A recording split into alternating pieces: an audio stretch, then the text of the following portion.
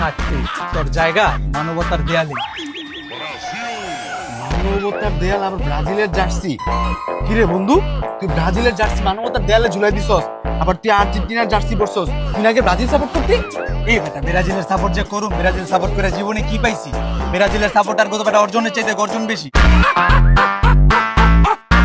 এদিকে ভাবছি ব্রাজিল বাদ, কোন থেকে আমি আর্জেন্টিনার সাপোর্ট।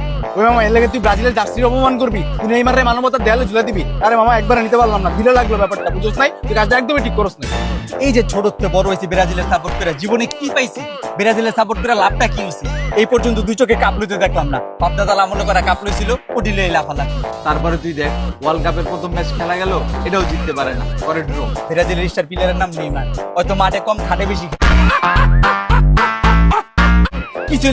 কিছু ইনজুরি ভাই, খেলবো না কবে তুই আমারে কর। তারপরে তুই আমারে দেখ, আমার ফেভারিট কোল্ড ড্রিঙ্কস ছিল 7 আপ। ব্রাজিল 7টা গোল খাওয়ার পরে তো আমি 7 আপ খাইতেই পারি না। জার্সি পুরা বাইরেলেই আর সাথে একটা 7 আপ ধরায় দেয়।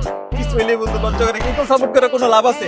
আর এই যে জার্সি, শখ করে একটা জার্সি কিনছিলাম যে পয়রা খেলা দেব, এই জার্সি পুরো তো বাসার থেকে বেরোতে পারি না। অপমান বোধ হয় নিজে বেটা। এই জার্সির দাম কত জানোস? আর্জেন্টিনার জার্সির দাম 1200 টাকা, আর ব্রাজিলের জার্সির দাম মাত্র 200 টাকা। এটি বলে আমার ধর্মসার কাজে ব্যবহার হয়। তুই বুঝতেছস এই জার্সি পরে মান সম্মান খোয়া কোনো লাভ আছে?